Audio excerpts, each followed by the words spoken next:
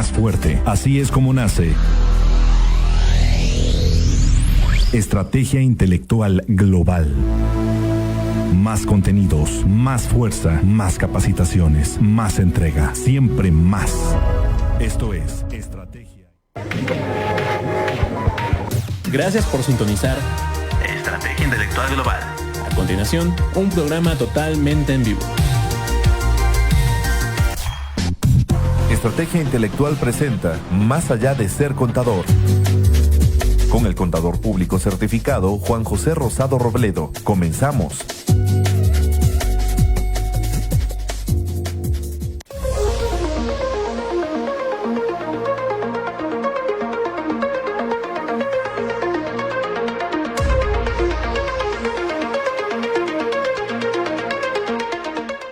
Amigos, muy buenas noches. Los saluda su amigo Juan José Rosado, dándoles la bienvenida a este programa del día de hoy, el cual torna interesante.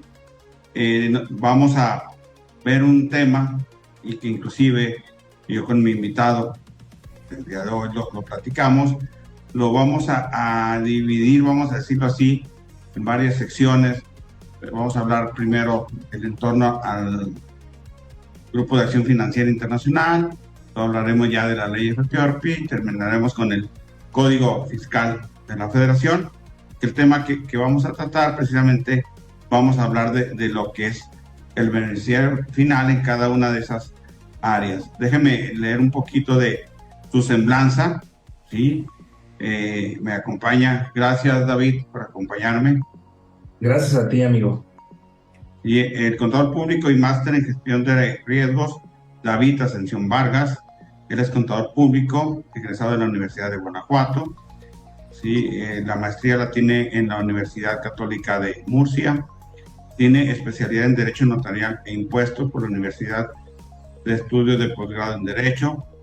Está certificado en Prevención del Lavado de Dinero por la UIF. Y es coautor de los libros Prevención del Lavado de Dinero para el sector notarial y el beneficiario controlador en el contexto internacional y su concepción en México.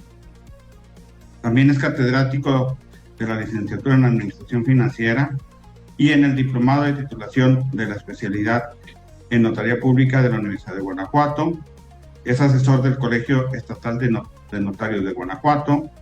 Actualmente se desempeña como secretario de la Comisión Nacional de Prevención del Lavado de Dinero y Anticorrupción del Instituto Mexicano de Contadores Públicos y también es miembro del Consejo Técnico de Ceneval del examen de conocimientos en materia precisamente de la ley FPRP por parte del Instituto Mexicano de Contadores Públicos. Bueno, pues David, buenas noches nuevamente. Quería agradecerte que estés aquí acompañándome. Y bueno, yo creo tenemos, ¿cómo le podríamos decir? Muchas gracias a ti, Juan José. Mucha tela de dónde cortar para este tema. Lo platicamos tú y yo antes de entrar al aire, que fue como lo dije hace un momento. Yo creo que debemos de partir de la esencia de qué se considera, lo voy a dejar nada más en la palabra beneficiario, para efectos de GAFI, ¿sí? Porque creo que de ahí ya podríamos pasarnos a lo que es la ley y lo que es el Código Fiscal. Esa es la base, porque en ambas situaciones no hay que olvidar que tanto la ley como el código se basan en las 40 recomendaciones. ¿Sí? Aquí hay dos recomendaciones, vamos a decirlo, específicas, una tercera que es de apoyo, pero el tema de beneficiario lo vemos en otras, precisamente en las recomendaciones de lo que tenemos que cuidar, tenemos que hacer y cómo lo debemos de llevar. Y yo creo que el punto clave también es algo que hemos escuchado y tú con la especialidad que tienes, tema de riesgos, ¿sí? Es donde podemos decir están soportadas las otras 39 recomendaciones. Entonces yo creo que habría que tratar de identificar primero esa parte para el GAFI, qué es lo que está considerando, cómo lo está considerando, y de ahí podríamos ir ya tratando de ver las demás situaciones. No sé cómo lo veas tú. Sí, claro que sí, lo veo bastante adecuado. Fíjate que es un tema que ha ocupado últimamente gran parte o una parte muy importante de las discusiones, del análisis de la figura, no solamente en un tema de prevención del lavado, como bien lo dices, sino a partir de 2022 se convirtió en una obligación fiscal que hay que cumplir, que las personas morales, fideicomisos y demás vehículos jurídicos tienen que cumplir con ellas, ¿no? Pero en código fiscal.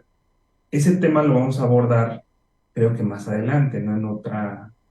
En otra charla, pero nada más como introducción. Entonces, es un tema, lo de beneficiario controlador es un tema técnico, es un tema tan técnico que a veces puede llegar a ser muy complejo, pero que tiene una raíz, una definición que es entendible pues para todo tipo de profesionistas o incluso personas que sin ser especialistas pudieran llegar a comprender el término si leen la definición, aunque creo que como es una definición del Grupo de Acción Financiera Internacional, contiene elementos técnicos, ¿no? Entonces, tratando de que sea entendible la charla de hoy, que pudiera ser interesante, no sé si se escucha bien, Juan José, Se o si escucha claro, no hay problema. ¿sí? No Sí, para claro. sacar aquí el micrófono. Este, pero qué bueno que se escucha bien. Entonces, en ese sentido, para tratar de hacer la charla un poco más interesante para todo público, me gustaría partir de la lectura de la definición de beneficiario controlador para efectos del Grupo de Acción Financiera Internacional. Adelante, adelante, porque yo creo que es lo que tenemos que tener presente, ¿no? En primera instancia, ¿qué es lo que está considerando actualmente el GAFI en ese tema? Correcto. Entonces, bueno, el Grupo de Acción Financiera Internacional, nada más para darles unos datos, es el organismo de control mundial contra el lavado de dinero y el financiamiento al terrorismo. Este organismo intergubernamental establece unas recomendaciones o estándares que tienen como objetivo primordial prevenir eh, las actividades ilegales mencionadas como es el lavado de dinero o la financiación del terrorismo o el financiamiento para la proliferación de armas de destrucción masiva. Entonces, este grupo internacional tiene en sus filas a más de 200 países que aplican dichas recomendaciones o estándares. Entre esos estándares, como bien lo señalas, están la recomendación 24 y 25, que tienen que ver con el análisis de la figura de beneficiario controlador. La 24 destinada a personas morales y la 25 a estructuras jurídicas que en nuestro país podrían caber los fideicomisos. A grandes rasgos, la definición, disculpa que está sonando el teléfono, raro, ¿no? Que suene ahora, que suene un teléfono y que suene a esta hora. Normalmente son celulares, pero Es que tiene una pregunta, por eso te están marcando. hay los teléfonos en el estudio, ¿no? Sí, sí.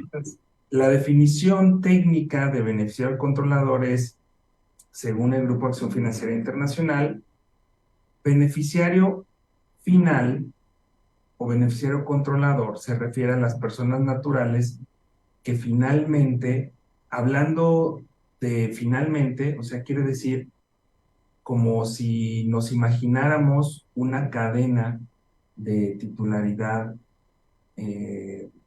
o de control, es el último eslabón. Finalmente poseen o controlan a un cliente o la persona natural en cuyo nombre se realiza una transacción. Incluye también a las personas que ejercen el control efectivo final sobre una persona jurídica u otra estructura jurídica. Entonces, Creo que partiendo de esa definición nos puede quedar relativamente claro, aunque en el trasfondo hay una complejidad que es la que nos obliga a los que nos gusta o a los que nos dedicamos a estudiar este tipo de temas relacionados con la prevención del lavado, actualmente también en el tema fiscal, a seguir analizando en quiénes recae esta figura. Aunque, volviendo a lo mismo, si lo tratamos de ver de manera sencilla, ¿quién se entendería como un beneficiario controlador? Atendiendo, sí, a principalmente a esta definición del Grupo de Acción Financiera Internacional, pues es a las personas que controlan o poseen a una entidad jurídica, es decir, aquellas personas físicas que están detrás de una entidad. Una entidad que puede ser una persona moral o una estructura jurídica, que la poseen o que la controlan. Entonces, ese término de beneficiario controlador tiene esas dos raíces, ¿no? De beneficio y de control. Ahora, si nos vamos de manera más coloquial, de una forma que pudiera ser más entendible, de acuerdo a esta definición del GAFI, ¿qué ejemplos se te ocurren, por ejemplo, mi estimado maestro, que pudiéramos decir que pudieran ser beneficiarios finales para efectos de la definición del Grupo de Acción Financiera Internacional? Yo tengo unos ejemplos, tú me dirás qué te parece, ¿no? Por ejemplo, un accionista de una persona moral puede ser un beneficiario controlador o un beneficiario final. Aquí tendríamos que checar, porque acuérdate que para Gafi es un porcentaje, ¿sí? En la ley Europea es otro, nada más tenerlo, podría ser un beneficiario final por el hecho de las acciones. Y inclusive aquí lo que tú comentas es muy interesante. ¿Por qué? Porque no podemos irnos precisamente con tu ejemplo de que nada más porque es accionista, podemos decir que es la persona que estamos buscando, ¿sí? Porque podría ser accionista, pero de alguna forma no tener el control como hace esta pregunta. Y ahí está lo interesante del tema, o sea, puede ser, sí puede ser, ¿no? Pero Así es. depende de lo que la jurisdicción, hablando de este tipo de términos que se utilizan en el entorno del Grupo de Acción Financiera Internacional, al hacer referencia a los países que integran al GAFI, pues se les conoce como jurisdicciones dentro de esta documentación que el GAFI da a conocer para los interesados y para sus miembros. Estos países o jurisdicciones que forman parte del Grupo de Acción Financiera Internacional deberán acatar las recomendaciones, pero adaptarlas a las condiciones de riesgo, a las condiciones sociales, a las condiciones jurídicas. ¿Cuál es la estructura jurídica del país? Pues podríamos decir, bueno, pues como cualquier otra, pero no necesariamente. Las condiciones sociales y el entramado jurídico de España no es el mismo que en México, ni la percepción de riesgo, ni los niveles de corrupción. Entonces, cada jurisdicción deberá tropicalizar esas recomendaciones en su estructura jurídica doméstica, ¿no? Entonces, lo que se podría considerar como beneficiario controlador en un país, de acuerdo a una norma específica doméstica, podría no ser lo mismo en otro país, derivado de lo que tú precisamente, de manera muy precisa comentas, del porcentaje, ¿no?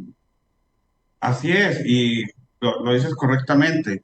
¿Sí? Se tiene que analizar el entorno de cada uno de los países sin perder de vista lo que nos dice el GAFI, de lo que tenemos que estar cuidando. ¿sí? Pero sí tienes, lo dijiste correctamente, que tropicalizarlo a lo que sea lo más viable o lo más aplicable en esta jurisdicción, ¿sí? ¿Por qué? Porque sí tenemos que tener mucho cuidado, porque no podemos, a lo mejor cuando nosotros estemos trabajando en este tema, sí, puedo decir un disparate, pero traerme una guía o tratar de apoyarme con una guía que te guste, tú dijiste España, Colombia, sí, que a lo mejor allá tienen otros riesgos muy diferentes a los que manejamos aquí nosotros. Entonces, todo eso lo tienes que analizar para poder llegar a ver quién es el beneficiario eh, ya en este tipo de operaciones, quién es inclusive, pues ya ves que ahora con la reforma de la IPAS, quién es el titular real de todas las operaciones. Sí, y eso es lo que también yo he dicho en las pláticas. No debemos de perder de vista, no sé si compartas conmigo, la idea de a quién se está buscando en ese sentido, ¿sí? Porque no voy a buscar, vamos a decirlo, al malo de la película, sino en realidad primero, quiénes son, cómo son, porque ahorita yo creo que más adelante lo comentas, hay muchos factores como para buscar quién es el beneficiario controlador, el beneficiario final de toda esa situación. Y creo que ese es el punto medular fino para poder definirlo, ¿sí? De acuerdo a las recomendaciones. ¿Por qué? Porque estarás de acuerdo, David, sí, que traigo unas definiciones, ya lo veremos en la otra edición, en ley, pero no puedo dejar de pasar de largo lo que dice el CAFI. Claro, sí, porque si atiendes a lo que dice Gafi y a lo que a su vez le suma la Organización para la Cooperación y el Desarrollo Económico, la OCDE, que también tiene otros fines eh, más apegados a un entorno fiscal, ¿no? Así es, Pero también le abona, aunque retoma la definición del Grupo de Acción Financiera Internacional, de las recomendaciones, ellos mismos abonan al término y me gustó mucho el término que utilizas, el titular real. Creo que también es muy entendible a las personas que no necesariamente sean especialistas o que eh, manejen o hayan escuchado el término o estén acostumbrados al término. También es un término que es muy descriptivo. ¿Quién es el titular real, por ejemplo, de una casa? El titular registral, la persona que está señalada en un libro, en un folio real o que está vinculada con un inmueble, ¿realmente es el titular real o es un prestanombres? Quitando la connotación negativa, ¿no? No definiendo, no señalando que pudiera ser un fraude, ¿no? O sea, quitando esa connotación nada más hay personas que son titulares de bienes inmuebles, pero que no son los dueños, por algún motivo, porque compraron, porque, por ejemplo, acá en el estado de Guanajuato hay zonas, municipios, en donde mucha gente emigra hacia los Estados Unidos. Y cuando empiezan a mandar remesas, se las mandan a sus familiares y a veces se las mandan a sus hermanos y los hermanos compran bienes inmuebles eh, a su nombre por desconocimiento o por facilidad. Imagínate que mi hermana me manda dinero, mi hermana está en Estados Unidos y me dice, cómprame un terreno y yo lo compro y lo pongo a mi nombre. Y le digo, ya cuando regreses, te lo doy. Quitando los efectos fiscales, si es una donación entre hermanos, pues hay efectos fiscales, ¿no? O si algún especialista o algún asesor jurídico dice, oye, transmítele los derechos de otra, pero es eso, es harina de otro costal, ¿no? Transmítele los derechos a tu hermana de esta manera, independientemente de la manera. A lo que quiero llegar es que, aunque yo sea el titular registral de ese bien inmueble, hablando del ejemplo, yo no soy el titular real, ¿no? O sea, el titular real vendría siendo mi hermana, en este ejemplo que te pongo. Entonces, es un término también muy descriptivo, el titular real, ¿no? Y, Entonces, y es el que vas buscando. exacto, Al exacto. titular, al titular real es el que vas buscando. Sí, Sí, sí, que, porque aquí que, hicimos un ejemplo muy, que no tiene nada de ilegal, sino que son prácticas o costumbres que se realizan en algunos municipios de la República Mexicana, por raros que parezcan, ¿no? Por raros que parezcan, hay usos y costumbres en algunos municipios y se dan este tipo de cosas, eh, pero pues así sucede, ¿no? fíjate, y inclusive también no hay que olvidar, como parte de lo que tú dijiste ahorita al inicio, que lo que viene siendo identificar a lo que es el beneficiario final en su momento, a buscar quién es el que se beneficia de todas estas operaciones, eh, no es nuevo, viene desde 2003, si mal no recuerdo, en 2012 se hizo adecuaciones y todavía el año pasado también hay otro para ese término. Pero vamos, se está buscando eh, definir o llegar a lo que tú decías ahorita, ¿no? Sí, al tener ya quién es el propietario, el beneficiario, titular real, como quieras llamarlo, sí, ya esto le va a facilitar a las autoridades en las materias correspondientes evitar que se hagan malos manejos, ¿sí? Eso es lo que está buscando desde un inicio el Grupo de Acción Financiera, es lo que no debemos de perder de vista, o sea, no es nuevo. Yo creo que eso es parte de la problemática, David, que se está viviendo porque quienes no están eh, metidos en el tema de prevención del lavado de dinero, sino que ahorita lo ven, que aparece en código, lo ven como algo nuevo.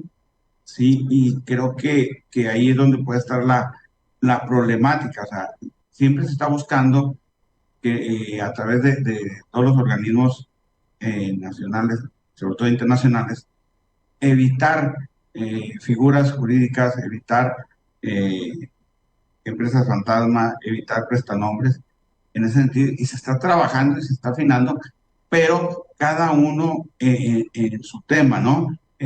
Por eso todavía el año pasado en una readecuación a la recomendación 24 que mencionaba, para tratar de dejarlo más preciso en ese sentido. Entonces, por ejemplo, ahorita el caso que tú pones como ejemplo, así a simple vista y platicado, creo que está muy sencillo, ¿sí? Pero llévalo a la práctica. Claro, sí, y estamos hablando de ejemplos solamente, ¿no? Como para que se entienda, no únicamente por los especialistas, sino por cualquier persona, porque recordemos que como esta figura está señalada en nuestra legislación doméstica, hablando de nuestro país, en la ley antilavado o la ley federal para la prevención e identificación de operaciones con recursos de procedencia ilícita, y en el Código Fiscal de la Federación, pues cada vez es más común que si vamos con un notario a realizar un acto vulnerable, que entre nada más como repaso o como ejemplo, si vamos a transmitir un bien inmueble o vamos a constituir una empresa, es posible que el notario o el personal de la notaría, en la entrevista que nos realizan como clientes, nos van a preguntar si existe un beneficiario controlador de la operación o un dueño beneficiario. Ese es otro término que yo creo que se tomó de los documentos que existen en inglés y que no es tan adecuado, pero pues es una traducción literal, dueño beneficiario, ¿no? Entonces nos van a preguntar, entonces es importante que nos familiaricemos con el término, aunque no nos dediquemos a esto o no seamos especialistas, porque de los especialistas que pudieran estar familiarizados con el término, pues ya únicamente con el puro término, seguramente van a tener una idea muy precisa, pero aquellas personas que no necesariamente están familiarizadas, si acuden a una notaría, por ejemplo, y les preguntan que si existe un beneficiario controlador, no van a saber ni de qué se están hablando, pero por eso el objetivo de la charla, ¿no? Pudiéramos pensar, algo importante, Juan José, es que la figura de beneficiario controlador, según el Grupo de Acción Financiera Internacional, únicamente puede ser o puede recaer esa figura en una persona natural. Así lo señala, o lo que conocemos en México como persona física, en una persona física o una persona natural. Y cuando eso trata de insertarse en la ley antilavado, se deja únicamente como persona, cualquier persona. Pero en nuestro país, legalmente, hay dos tipos de personas físicas y personas morales. Entonces, al dejarse abierto, genera confusión. Y por raro que parezca, aunque la recomendación del Grupo de Acción Financiera Internacional es que los países legislen sobre la materia de beneficiario controlador para identificar a las personas físicas, en nuestro país no se está realizando correctamente en la ley antilavado y nos dan a entender que esa figura también puede recaer en las personas morales. Y eso, pues en lugar de aclarar, confunde. Sí, mira, aquí estaba viendo la guía Sí, y, por ejemplo, como parte de lo que comentas, dice distinción entre titularidad legal y titularidad real. Dice, la propiedad legal y el usufructuario de una persona jurídica son dos conceptos separados. Una persona física puede ser considerado beneficiario real sobre la base de que es el propietario controlador final de una persona jurídica, ya sea a través de sus intereses de propiedad o ejerciendo el control efectivo final por otros medios. Entonces, si bien la propiedad legal y el beneficiario real pueden superponerse, el título legal o la participación mayoritaria de una empresa puede estar a nombre de una persona física o jurídica distinta del beneficiario real, que en última instancia controla la entidad, ya sea directa o indirectamente.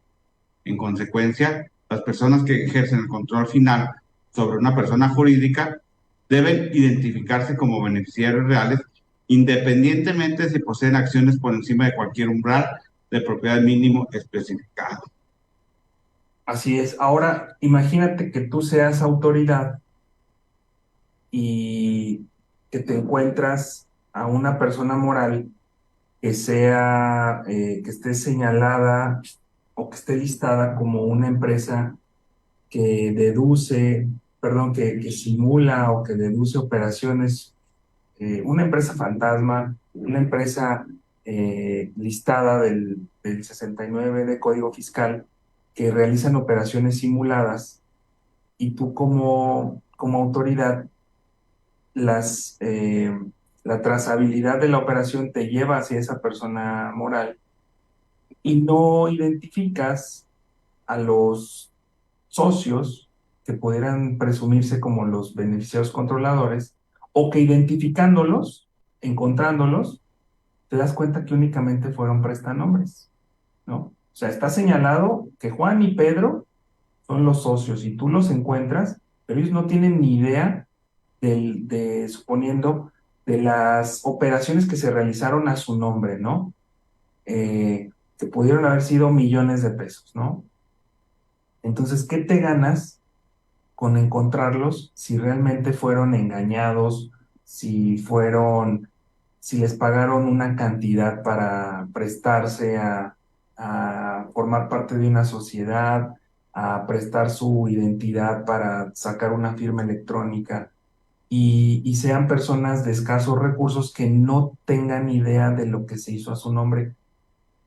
Como autoridad, ¿qué te ganas llegando a ellos para tratar de responsabilizarlos de actos simulados? Pues no mucho. Entonces el análisis no estaría por ese lado. Ahí tendrías que ver qué operaciones realizó la persona moral o a quién benefició, ¿no? ahí ya nos iríamos, no por la titularidad, como tú bien lo mencionas, la titularidad real, porque los titulares de las acciones no tienen idea, no tienen vela en el entierro, más bien nos iríamos a ver quiénes fueron los beneficiarios de los contratos o de las transacciones que realizaron. ¿No? ¿No te parece? Imagínate que a una empresa le transfieren 100 millones de pesos y esa empresa simula una operación con otra empresa y le transfiere los 100 millones de pesos directos a la otra empresa. Y esta empresa se queda en cero. Y los accionistas no tienen idea de que se realizó una transacción de 100 millones de pesos porque los engañaron. Y son personas de escasos recursos, les pagaron una cantidad y no tienen ni idea.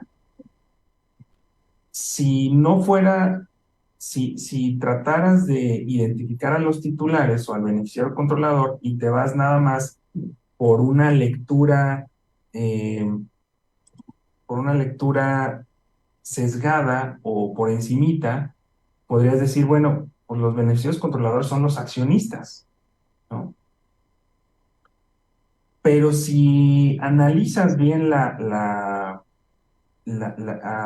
definición de beneficiario controlador que se señala en el Grupo de Acción Financiera Internacional, o incluso en el Código Fiscal de la Federación, podría seguir esa otra línea, la del beneficio, la de las transacciones, la de los contratos que se realizan en nombre de o a favor de.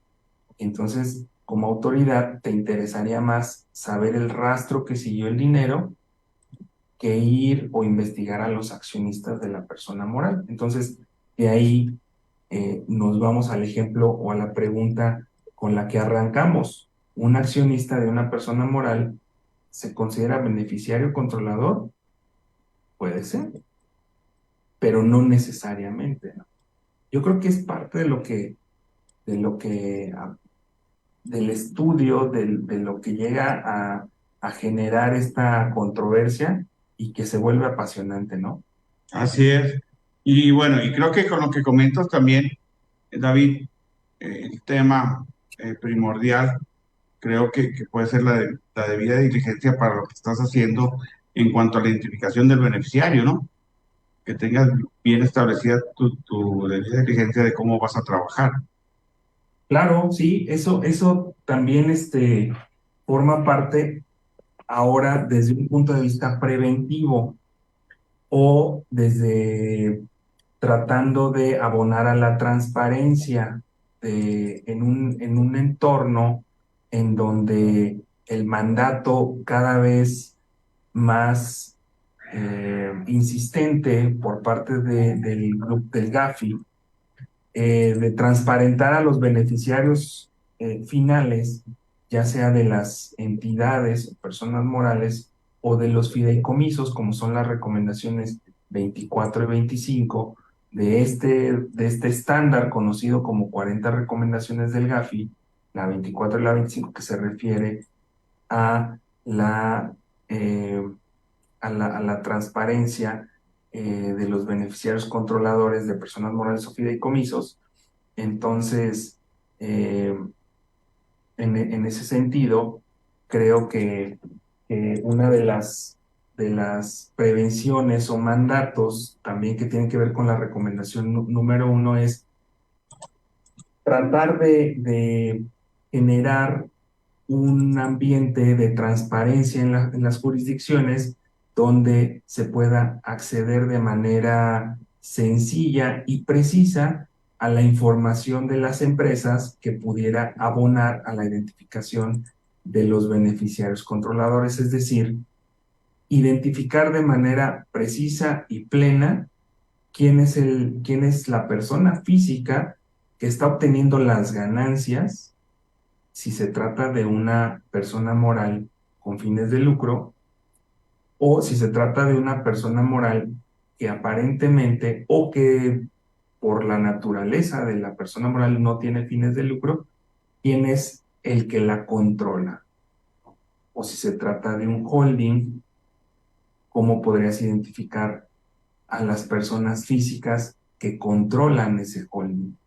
quiénes son los que ganan. Entonces, tratando de abonar a esta transparencia, pues se han propuesto, se han señalado guías, están estas recomendaciones, pero además hay guías, además hay ejemplos como en otros países existen registros de beneficiarios finales de las personas morales y hay registros de diferente naturaleza.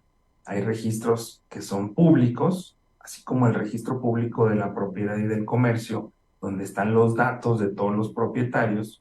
Así hay países en donde hay registros públicos, hay registros de beneficiarios controladores cerrados, que nada más son para las propias autoridades, o otro tipo de registros de beneficiarios escalonados, donde derivado de la necesidad de conocer de los requerimientos de las propias autoridades, pues vas enfrentándote con ciertos escalones o vas ascendiendo escalones hasta conocer la información de aquellas personas morales que son requeridas por las autoridades. Entonces, en esa línea de análisis, el riesgo juega un papel muy importante. La debida diligencia en la identificación de los sujetos obligados señalados por el propio Gafi, en donde, por poner un ejemplo,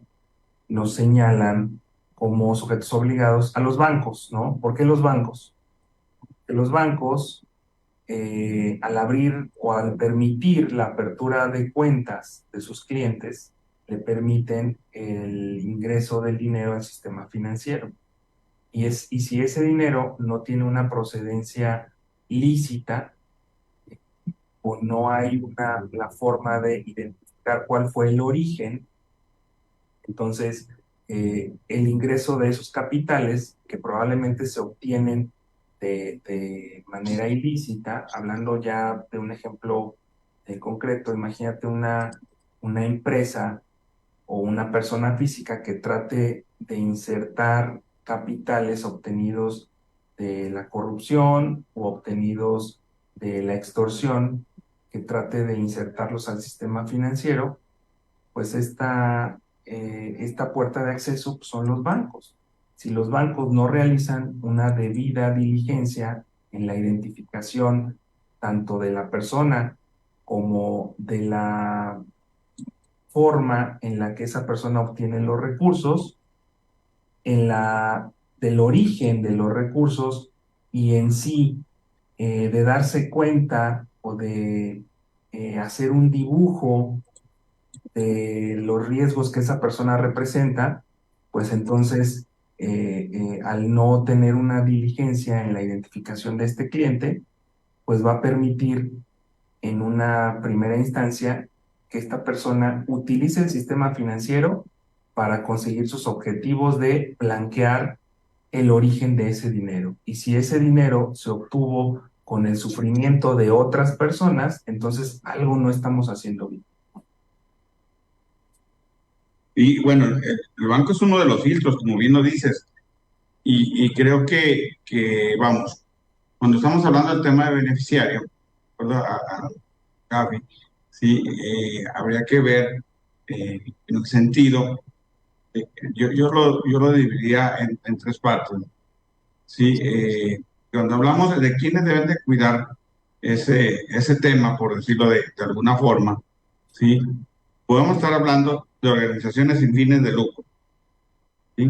Vamos a estar hablando, ¿sí?, de las actividades profesionales no financieras, ¿sí? Y vamos a estar hablando de lo que es el sistema financiero, ¿sí?, tratando de dividirlo, como lo ve Gafi, y luego todas las demás estructuras que pueda haber. Pero creo que esas tres las tenemos a simple vista en las 40 recomendaciones, ¿sí? Porque ya también dice, y las demás estructuras jurídicas donde pueda haber un beneficiario. Entonces, eso es lo que a nivel internacional y que yo creo muchas veces no hemos evaluado, explicado, es de que se tiene que cumplir con la esencia de la información y la transparencia que se tiene que compartir a nivel internacional sobre este tema. Claro, sí, creo que es de los grandes objetivos del Grupo de Acción Financiera para tratar de contener la cada vez mayor amenaza de, que representan estos capitales obtenidos de manera ilícita en los mercados internacionales. ¿Y cuáles son, hablando, por ejemplo, de un entorno mundial y de este organismo intergubernamental como es el GAFI, quiénes son los sujetos obligados de las 40 recomendaciones? Pues los países o jurisdicciones. Si los países no logran contener este flujo de capitales obtenidos de manera ilícita, lo que provocan es un desajuste en la economía. Provocan que haya una distorsión y que la base social pudiera, eh, pudiera verse afectada por esta idea tan perversa que se genera en un entorno ilícito en donde a las nuevas generaciones podrían tener esa confusión o podrían tener esa imagen de que es muy fácil cometer ilícitos, obtener dinero y que no hay una consecuencia, ¿no? Entonces, además de la distorsión que genera ese capital en el mercado, en la economía, ¿no? Pero sobre todo también es una lucha social de cómo poder cumplir con tus obligaciones, cómo proveerle a la autoridad de la información que te están solicitando y cómo cada vez hacer negocios que pudieran tener una explicación acerca del origen, que pudieran ese tipo de negocios pagar los impuestos que les corresponden y no caer en la tentación de utilizar medios que pudieran erosionar la base fiscal, ¿no? Tratando el tema también de los lineamientos que también son parte de la lucha o de la cruzada de la OCDE en relación con la fiscalidad, ¿no? Y todo eso, pues es como un gran rompecabezas. Yo lo veo como un gran rompecabezas, Juan José, donde aparentemente es sencillo, pero digo aparentemente es sencillo explicar quién es un beneficiario controlador, ¿no? O sea, pues es la persona que al final de una cadena o de manera directa obtiene el beneficio de una persona moral, o obtiene el beneficio de un contrato, o obtiene el beneficio de una transacción. Pues sí, pero cuando obtienes capitales de manera ilícita, por cualquier delito que tú te imagines, ya sea por corrupción, por trata de personas, por narcotráfico, por cualquier ilícito, extorsión, etcétera, obtienes obtienes un ingreso y ese ingreso tratas de convertirlo en bienes que pudieran satisfacer tus necesidades o tratas de consolidar un patrimonio, ¿no? Con capital ilícito. Pero pues en tu idea dices, bueno, este capital que estoy obteniendo de manera ilícita, voy a tratar de consolidarlo en mi patrimonio para las futuras generaciones de mi familia o para mi disfrute personal. Y al haber una legislación que acate las recomendaciones del Grupo de Acción Financiera Internacional, en donde te señalen umbrales para realizar transacciones o que te limiten, por ejemplo, no puedes realizar la compra de un bien inmueble pagando en efectivo hasta 832,000 pesos, ¿no? Hablando de 2023. pero tú obtuviste de manera ilícita 10 millones de pesos y te quieres comprar una casa de 10 millones de pesos. Pero al haber una contención por parte del gobierno, del Estado, que no puedes utilizar efectivo, pues lo que tratas de hacer es ese efectivo simular que lo obtuviste de manera lícita e ingresarlo al sistema financiero para que puedas utilizarlo para la compra de un bien y no te importa pagar impuestos, ¿no? Lo que tú quieres es que ese dinero esté en una cuenta bancaria a tu nombre. Pero si tú te dedicas a actividades ilícitas, lo más recomendable es que no esté a tu nombre, que esté a nombre de otra persona, porque a ti, si te agarran, pues te van a incautar todo lo que esté a tu nombre. Entonces lo pones a nombre de personas que no corran suficientes riesgos y así se va haciendo el entramado. Así se empieza a hacer complejo. Entonces es ahí donde te das cuenta que no es tan fácil llegar a ese beneficiario controlador. Pero también es un tema, Juan José, desde mi punto de vista, de situarte en cuál es de saber cuál es el lugar que ocupas. Si eres accionista de una persona moral, lo vas a ver de una manera diferente. Ahí lo vas a ver como una obligación que tienes que cumplir. Si eres un asesor, pues tú tienes que saber cuál es el alcance de tu asesoría y qué tipo de asesoría te piden los clientes. No prestarte a una asesoría para ayudarle a un cliente a ocultar el origen de sus recursos o a blanquear sus recursos. Si eres una accionista de una empresa que simula operaciones, pues también estás en una situación distinta o lo vas a ver de forma distinta. Entonces, si únicamente estás tocando el tema a nivel teórico, pues también no es lo mismo que lo que tú señalas. Ya hacer el análisis de una persona moral que existe, que realiza operaciones y que tiene que cumplir con esa obligación. Ya es diferente, ¿no? Únicamente una charla de café, que ya verlo en realidad, cómo decirle a la autoridad quién es el beneficiario controlador de una empresa que obtiene recursos legales. O sea, ahí no hay como una connotación negativa, simplemente es armar un expediente en donde se señale de manera razonable quién es él o las personas físicas que obtienen el beneficio de las transacciones de esa empresa.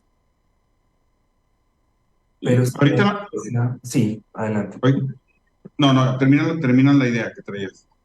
Te digo, o si la empresa es una empresa incumplida que realmente se creó para ocultar recursos de procedencia ilícita, pues, ¿de qué manera esa empresa va a cumplir con sus obligaciones de transparentar al beneficiario controlador? Tal vez ni les interesa. Entonces, en ese sentido, también a las autoridades las dota de colmillos para poder tener otras herramientas para fiscalizar o atrapar a estos delincuentes que utilizan entramados jurídicos para ocultar los capitales obtenidos de manera ilícita. O sea, no solamente es para fiscalizar a los contribuyentes cautivos, sino para dotar a las autoridades de herramientas y colmillos para llegar realmente a los delincuentes que están lucrando o que están blanqueando recursos obtenidos de manera ilícita y que posiblemente la forma ilícita en la que se obtuvieron generó destrozos, generó sufrimiento, generó daños a terceros, y no solamente estamos hablando de un tema de impuestos. Aunque los recursos que no pagan impuestos también se están etiquetando como que son de procedencia ilícita, pues yo creo que eso nada más es una parte de lo que significa este pastel hablando del entorno del beneficiario controlador a nivel internacional, ¿no? Sí, porque es de donde vamos a iniciar, ¿no? Para poderlo bajar aquí en Nacional. Comentabas ahorita, sí, de unas guías, sí, está por sectores, esas guías. Bueno, en cada una de ellas nos menciona lo que es el enfoque basado en riesgo, y ahí también tendríamos que ver qué nos dicen las guías en el tema del beneficiario, ¿sí? No sé si tengas por ahí cuáles son las guías que han salido. Sí, Si nos fíjate puedes que, comentar. claro que sí, mira, para el público que pudiera no ser, no estar familiarizado con la disciplina de prevención del lavado de dinero o con el término de beneficiario controlador, pues creo que como introducción fue bastante extensa, ¿no? Toda esta charla, estos ejemplos y esta disertación acerca de los recursos de origen ilícito, quién obtiene el beneficio, cómo se comienzan a hacer entramados jurídicos complejos para ocultar, etcétera. Creo que ya se puede dar una idea de por dónde va, ¿no? Ahora, hay ciertas recomendaciones, ciertas guías, como bien lo mencionas, para que los sujetos obligados señalados, tanto sugeridos en las recomendaciones y ya aterrizados en la legislación doméstica de cada país, eh, puedan utilizar para cumplir con sus obligaciones de transparencia, ¿no? Por ejemplo, hay una guía para el sector contable o una guía para el sector de profesionales legales o de asesores legales. ¿En qué sentido? Ok, analiza a tu cliente, de qué manera realiza un expediente de identificación de ese cliente en donde obtengas sus datos generales. Verifica que la información sea correcta, o sea, que tu cliente sea quien dice ser, que no haya una suplantación de identidad. Analiza los riesgos que ese cliente representa. ¿Cómo que los riesgos que el cliente representa? Sí, si te está proponiendo que lo asesores en un negocio donde va a utilizar, va a constituir, por ejemplo, una empresa y hablando ya de actualmente, imagínate que llega un cliente y te dice, voy a constituir una empresa y el capital inicial es de 50 millones de pesos. Entonces, tratar de verificar que esos 50 millones de pesos con los cuales se está constituyendo esta empresa se hayan obtenido o que sea explicable el origen de esos 50 millones. Obviamente, si tu cliente te solicita asesoría de una empresa cuyo capital inicial es de 50,000 pesos, no te representa el mismo riesgo que el cliente que tiene un negocio con una empresa de 50 millones de pesos de capital. Entonces, cada uno en su justo, eh, eh, este, en la justa medida, te representa un riesgo diferente. Si el cliente que tienes es de la misma ciudad donde tú habitas o es de otra ciudad.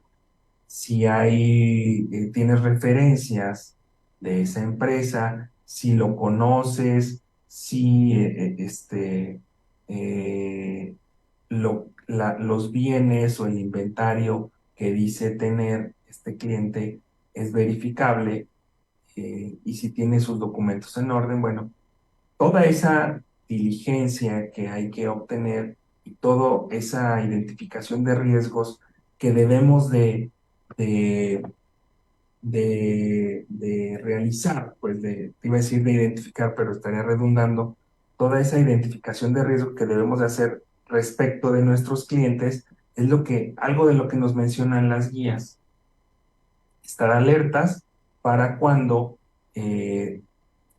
asesores o cuando te des cuenta de la operación, si la operación de tus clientes tiene una trazabilidad que pudiera ser verificable y legal, o si hay algunas conductas o alertas que pudieran darte la impresión de que realmente te están utilizando para blanquear capitales, y volvemos a lo mismo, que pudieran ser de procedencia ilícita, ¿no? Y ya nada más para terminar el programa, ya no te escuché, ¿estás hablando, Luis? Sí, no, ya no Ah, estoy. dije, estás hablando, ya no te escuché.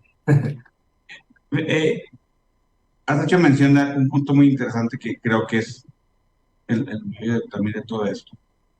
¿Tú crees en la tu práctica, sí, que pueda darse la situación de, voy a tratar de ejemplificarlo sencillo, que un recurso de procedencia lícita, de acuerdo a lo que hemos visto y hemos manejado y platicado, me lo puedan tipificar por mi falta de controles de debida diligencia, un recurso de procedencia ilícita? Creo que es parte también vital de lo que tú mencionabas ahorita en ese sentido de se busca la ruta del dinero, el origen del dinero.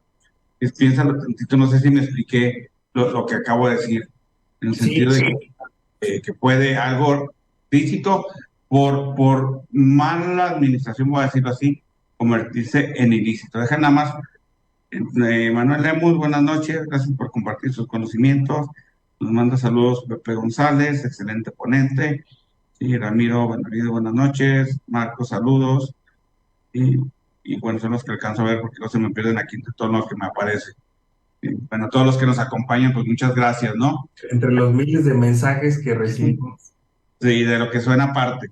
Entonces te digo, creo que es parte también de que estamos hablando de un beneficiario final, de un beneficiario controlador, de un beneficiario real, con titular real, ¿sí? Que se preste a una mala interpretación, algo no bien fundamentado, y no evalúe los riesgos que podía haber en alguna operación. Claro, o sea, si te entiendo,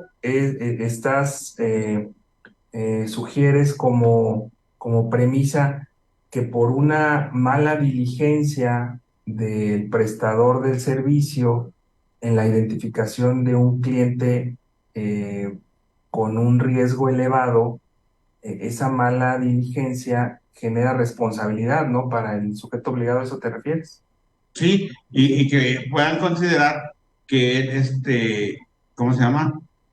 Él está haciendo algo Está siendo ilícito. omiso. Pues Así es. los ilícitos se pueden realizar por acción o por omisión. Ajá. Entonces, tú por dejar pasar, podrías darle a entender a la autoridad que posiblemente con conocimiento dejaste de vigilar un acto que potencialmente pudiera ser riesgoso para el sujeto obligado. Vamos a poner un ejemplo. eh, hablando del sector, de cualquier sector, ¿no? Pero mira, un sector que me parece muy didáctico el ejemplo. Imagínate un notario público que presta el servicio de fe pública y que incluso en las recomendaciones del Grupo Acción Financiera Internacional se señala que es una actividad o profesión no financiera, pero designada o en nuestro país vulnerable, ¿no? Un gatekeeper, una persona que por la acción o por la omisión podrá permitir que se inserten o que se transaccione con el patrimonio de los sujetos, ¿no? Y que pudiera ser de origen lícito o ilícito, pero que hay que transparentar las operaciones. Entonces, imagínate un notario público que no realice las obligaciones a las que está sujeto de acuerdo a la ley de vigilar las operaciones y de limitar los montos de las operaciones, que no lo haga por desconocimiento o porque no le interesa. Y resulta que la operación se realizó con recursos de procedencia ilícita, no se observaron las prohibiciones al uso del efectivo, no se mandaron los avisos correspondientes, la persona que compró o que vendió era un delincuente eh, conocido incluso, o que si te asomabas a Google podías darte cuenta que esta persona transaccionaba con recursos de procedencia ilícita. Imagínate que todas esas agravantes en el acto.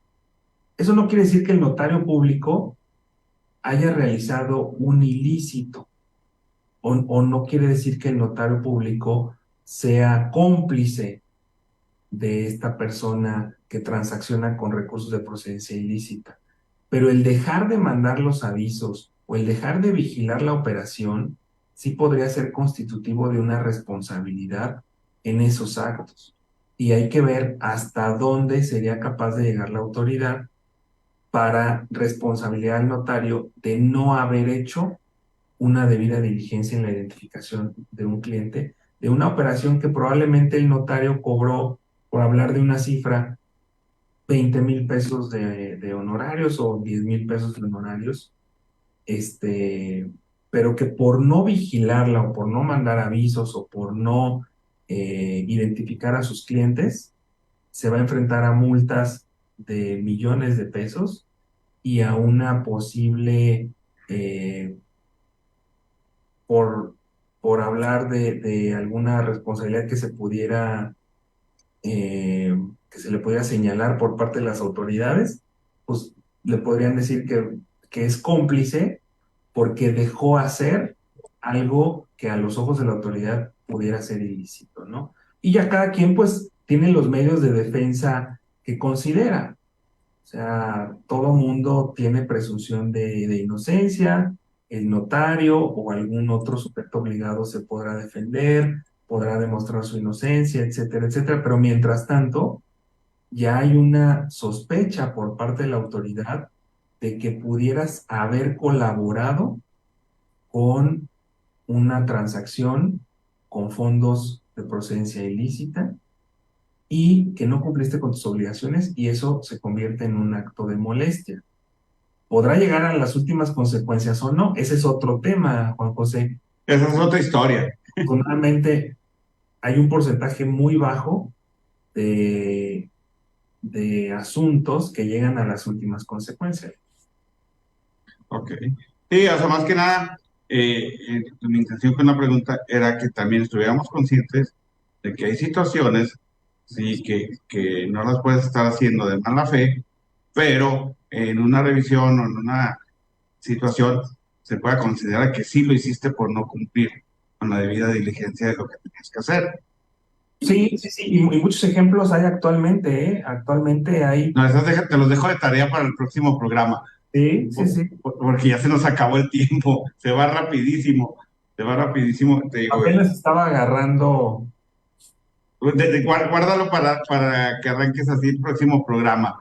Sí, te digo, es que hay mucho de qué hablar, que aunque estemos hablando nomás del beneficiario, pero al hablar del beneficiario, hay situaciones o figuras alrededor del beneficiario que se van a ver reflejados en tu día a día si no lo tienes bien identificado. Sí, y es un tema muy interesante, muy bonito, que no nada más nos gusta a los que nos gusta estudiar la figura, sino que también explicado de manera adecuada pudiera ser interesante para toda la población, porque como te digo, cada vez más en ciertos trámites que se realizan, te están solicitando información derivada o que tiene que ver con el beneficiario controlador, y no se está respondiendo adecuadamente porque no se ha logrado bajar la información a nivel de que todos pudiéramos identificarla, ¿no? Así es. No sé si logramos el objetivo en esta hora. Mira, yo creo que sí, digo, estamos hablando de lo genérico, ¿sí? Si te parece, en la próxima emisión nos vamos directo a la nota y a la recomendación en específico, como para platicarla y tengan una visualización más amplia, si te parece. Claro que sí, y cualquier barbaridad que hayamos dicho, cualquier duda que haya, pues ahí con mucho gusto la Que observaré. nos la compartan y la vemos en el próximo programa. Se acepta de todo. No, pues no me queda más que agradecerte tu presencia el día de hoy, David. Sí, y pues nos podemos a ver dentro de 15 días. Algo que quieras ya, nomás para cerrar el programa, un comentario de tu parte. No, agradecerte esta participación interesantísima. Me encanta platicar de este tema y sobre todo platicar con mis amigos. Bueno, gracias por la distinción también. Bueno, a nuestros amigos que nos siguieron por Facebook y que nos siguieron por radio, muchas gracias. Buenas noches. Nos vemos dentro de 15 días. Se despide su amigo Juan José Rosado. Gracias. Hasta la próxima. Gracias.